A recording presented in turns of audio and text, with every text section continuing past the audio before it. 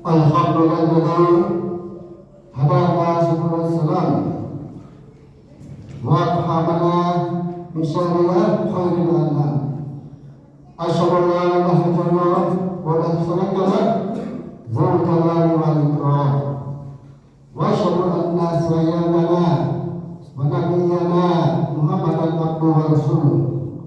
Allahumma shalli wa sallam wa barik ala sayyidina Muhammadin wa ala alihi wa sahbihi wa tabi'in wa tabi'ina bi ihsanin ila yaumiddin. Amma ba'd.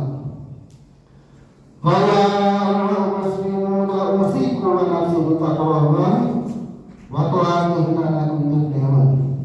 Qala Allah ta'ala fil Qur'anil Karim, ya ayyuhalladzina amanu taqullaha haqqa tuqatih wa la tamutunna illa wa antum muslimun. Hadirin sidang jemaah Jumat yang insyaallah dimuliakan oleh Allah Subhanahu wa taala. Mengawali khutbah Jumat siang hari ini, marilah kami semua kita mantap bersyukur atas kehadiran Allah Subhanahu wa taala, atas rahmat dan karunia-Nya yang selalu diberikan kepada kita sekalian, sehingga kita dalam keadaan kondisi apapun, kesibukan apapun, kita masih memberikan kesehatan, kekuatan, dan kesempatan untuk kita bersama-sama hadir di masjid ini guna melaksanakan salah satu kewajiban kita, yaitu sholat Jumat secara berjamaah. Kemudian tayyibin salawat dan taslim senantiasa boleh kita kirimkan kepada junjungan kita, junjungan kita kepada baginda Rasulullah SAW bersama keluarga sahabat dan pengikutnya, karena dialah yang telah memberikan kepada kita dari alam kegelapan kepada alam terang. Hadirin jemaah-jemaah insyaallah yang dimuliakan Allah Subhanahu wa taala. Selalu hadir tentu kami berwasiat, terutama pada diri kembali kami sendiri. Marilah kita senantiasa meningkatkan keimanan dan ketakwaan kita kepada Allah Subhanahu wa taala, tanpa dalam berarti benar-benar melaksanakan segala perintah Allah Subhanahu wa taala, baik secara wajib maupun sunnah. Kemudian berupaya semaksimal mungkin untuk menghindari atau menjauhi larangan-larangan. Hadirin jemaah Allah Subhanahu wa taala, pada siang hari ini topik yang kami akan adalah ajal tak menunggu pertobatan.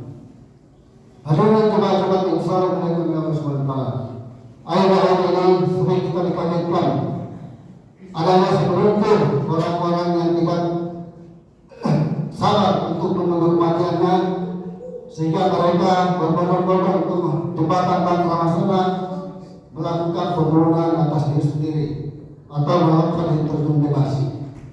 Padahal Pemkot yang harus berupaya untuk mengatasi solusi tersebut, namun karena jembatan kurang lebih 1 kilo panjangnya masih saja mereka lolos, dan kemarin 5 hari yang lalu ada lagi yang terjun.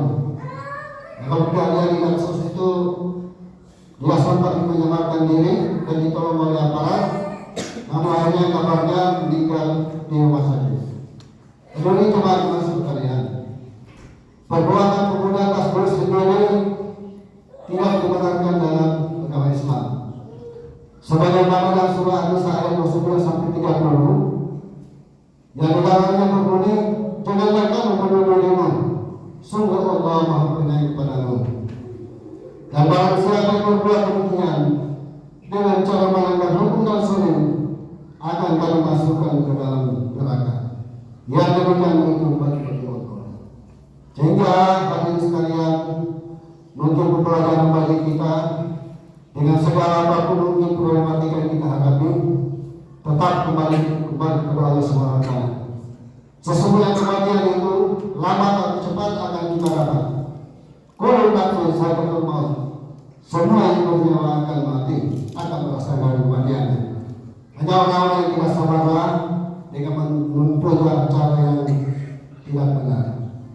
Hadirin jemaah insyaallah Allah Subhanahu wa taala.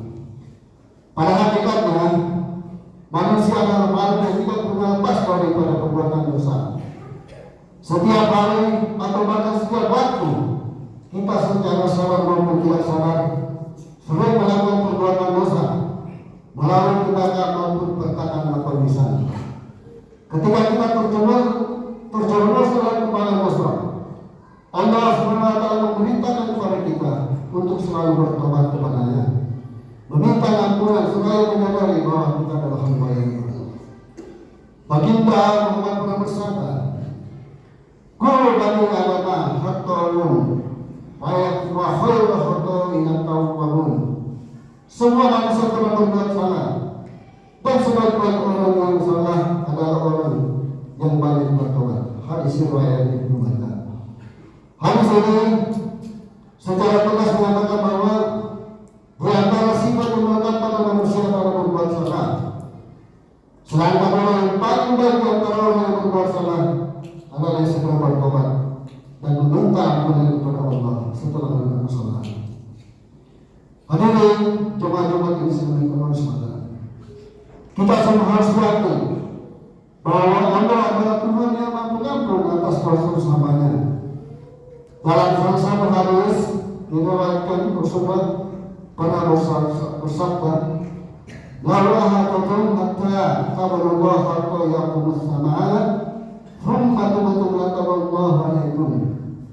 Sekiranya kalian melakukan kesalahan hingga kesalahan kalian membangun satu langit, kemudian kalian bertobat, niscaya Allah akan menerima tobat kalian. Hadis riwayat Bukhari. Akan tetapi perlu pula kita ingat, meskipun Allah yang pengampun, jangan sampai kemudian Allah kepada hamba ini kita berikan kesempatan untuk melegitimasi kesalahan kita. Sebagai seorang hamba, tentu kita harus menjaga diri dari perbuatan dosa. Allah memang Maha menerima tobat kita, seberapapun dosa kita. Hanya saja ada batas waktu untuk menyampaikan tobat kita kepada Allah Taala. Dalam Al-Quran, Allah Subhanahu Wa Taala menegaskan ada dua waktu apabila kita bertobat dan meminta ampunan di dalamnya, Allah tidak akan mengulangi lagi.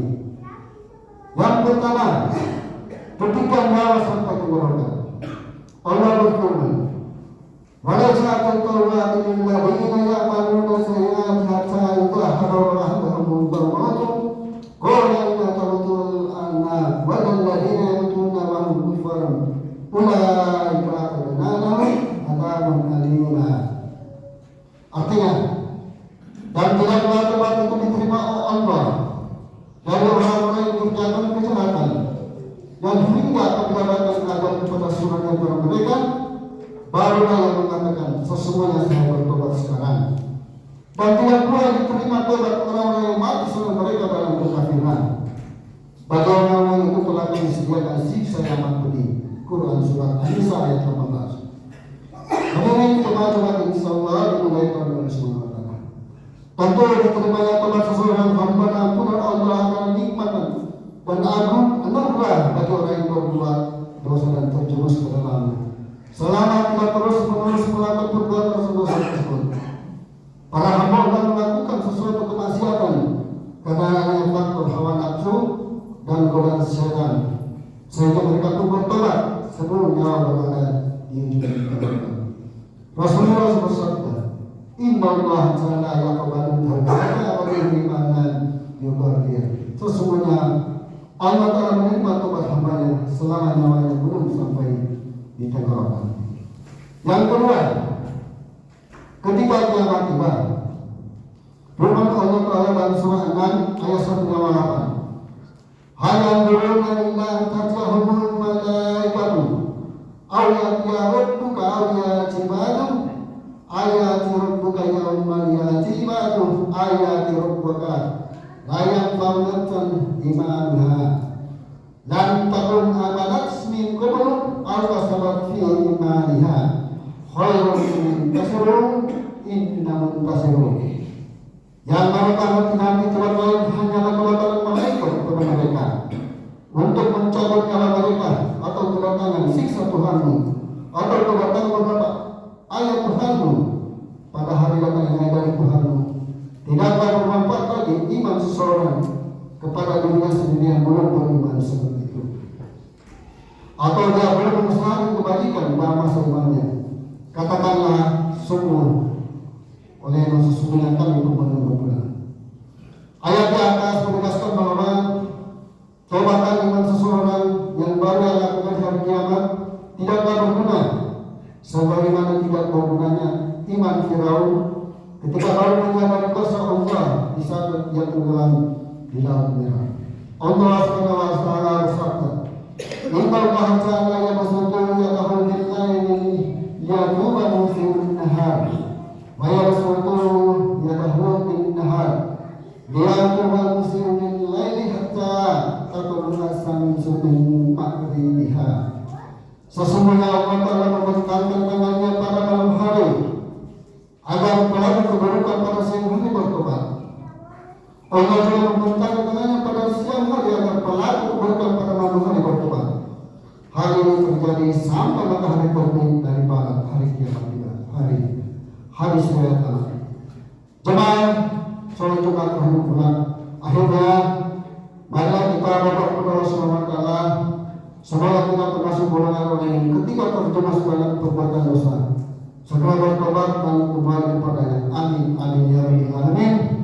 Barakallahu lakum wa qur'anul karim wa nafa'ani wa iyyakum min ayati wa dzikril hakim. Innahu ta'ala jawadun karim malikun barokun rahim.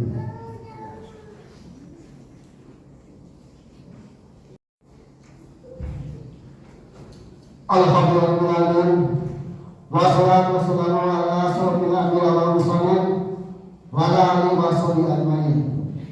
Asyhadu an la ilaha illallah wa asyhadu anna Muhammadan abduhu wa rasuluh. Wa qala rabbukum ud'uuni astajib lakum innal ladzina yastakbiruna an ibadati sayadkhuluna jahannam dakhirin. Allahumma shalli ala Muhammadin wa ala ali Muhammadin kama shallaita ala Ibrahim wa ala ali Ibrahim innaka Hamidum Majid. Allahumma barik ala Muhammadin wa ala Muhammadin kama barakta ala Ibrahim wa ala Ibrahim innaka Hamidum Majid. Allahumma barik mu'minina wal muslimat wal mu'minina wal muslimat al-ahya'i minhum wal amwat innaka sami'un qaribun mujib. Rabbana sallallahu alaihi wasallam wa lam taghfir lana wa tarhamna lakunna minal khasirin. Rabbana la tuzigh qulubana ba'da idh hadaytana wa hab lana min ladunka rahmatan innaka antal wahhab. Rabbana atina fid dunya hasanatan wa fil akhirati hasanatan wa qina adzabannar. Walhamdulillahi rabbil alamin. Aqimus shalah.